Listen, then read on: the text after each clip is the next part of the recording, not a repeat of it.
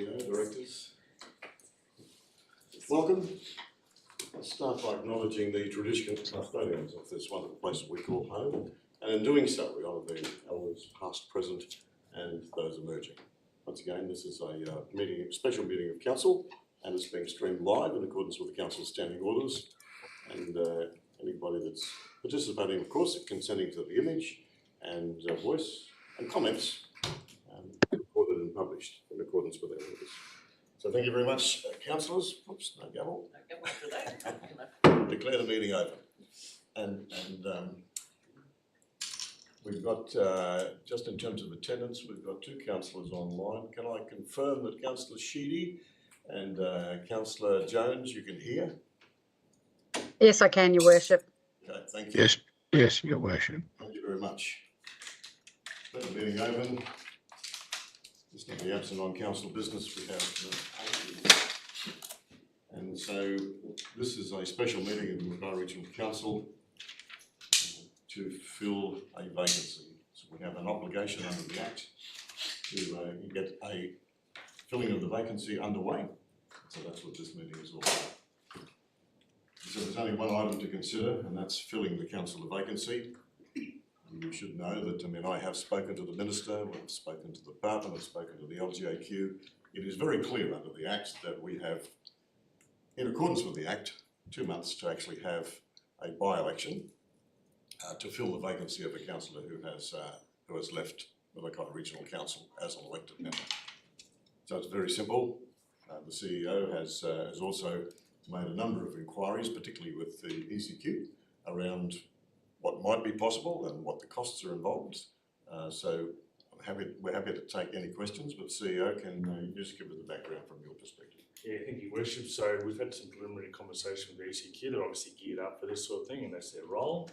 They're not able to give us fixed pricing for the various different options at this point in time at very short notice. They had previously given us an estimate for what a postal ballot would be like. They were, however, happy to go on record to say, in their view, a postal ballot would be cheaper than an in-person ballot. But obviously, from a council point of view, and particularly for application to the Minister, there's more than just dollars involved in that sort of decision. So there's a number of recommendations set out in the report that mention other benefits of having a postal ballot for a by-election, and there probably is some precedent for that as a by-election, both in Mackay Regional Council's previous by-election a number of years ago, and more recently the ECQ ran the by-election for Mackay, and that was undertaken by a postal ballot as well. So. Questions for the CEO? Councillor McRae. Thank you. Just curious with the data, is there data to show that with a postal vote there's higher informal votes? Like, is there any data to show either way what sort of happens? Like, just looking at the pros and cons. Not to my knowledge, but CEO. I was just going to say the same, Your Worship. So through you, not that I'm aware of. A lot of it will come down to the accuracy of information addressing. One of the things the ECQ did mention is that they've only just recently been through a federal election, so their voters' roll should be fairly up to date. Yeah. But that will depend on people's postal addresses being correct, etc. That's probably the focus of that for a postal ballot versus an in-person. So I'll probably get a number of inquiries from people who may not have received their ballot papers, if that's the case, and they can fix that up through the process. And they're also keen to do a lot of promotion and communication in relation to the fact that it's coming up and everything's coming out, and we've agreed to work with them in that regard. From the Minister's perspective, she told me that the recent postal ballot for a by-election in Mackay went exceptionally well. So, and there were no real complaints from Mackay voters or electors around the way that the election was carried out.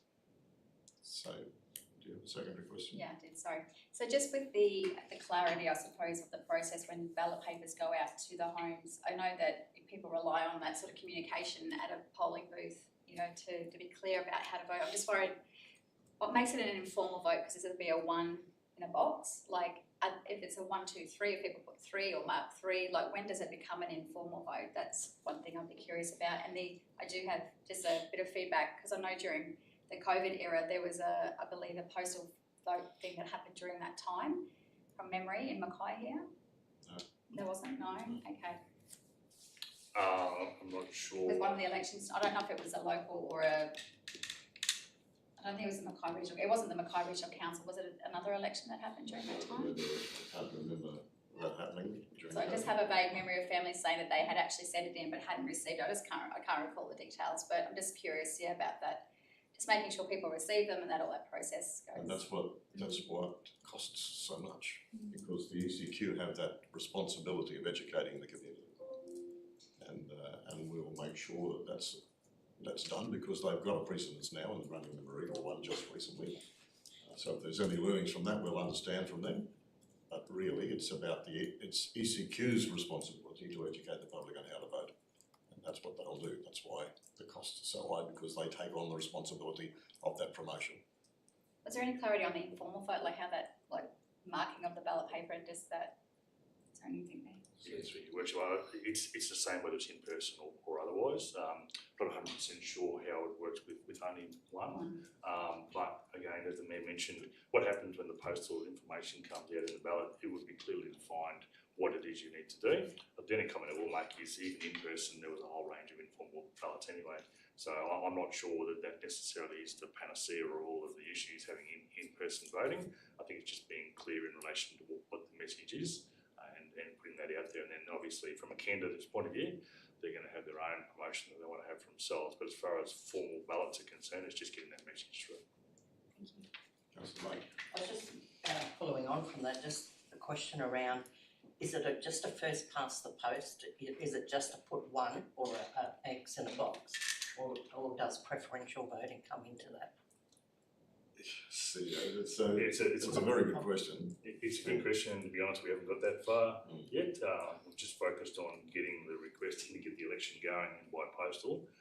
That's one of the questions we've got from ECQ, and we're going to set up a regular catch-up with them from a Brisbane point of view. And as soon as they have a returning officer appointed, we can work with them. So a lot of that will come out of the promotion we do. And as soon as we know that information, we'll let everybody know.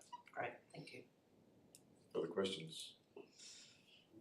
No further questions?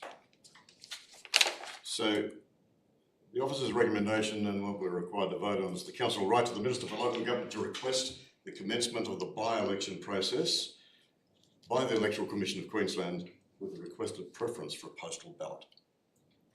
Somebody like to move? Councillor May moves, second by Councillor Patton. Councillor May. Thank you very much, Your Worship. I will just say a few quick words. It's unfortunate that we have to have a by-election, and as we've seen by the information provided by the officers, it's quite an expensive process. So it's just one of those things that, you know, that happens from time to time. We've been very fortunate in this council to only ever have 2 by-elections, this being the second one. So the other one was back in 2010. So I think let's get the process started. It's something we have to do and it's necessary. So Thanks, Councillor May. Speaker against? Are there any other speakers? I'll put that motion in. Those in favour? Any against? The motion is carried unanimously. Thank you, councillors. Thank you, CEO and directors. I declare the meeting closed.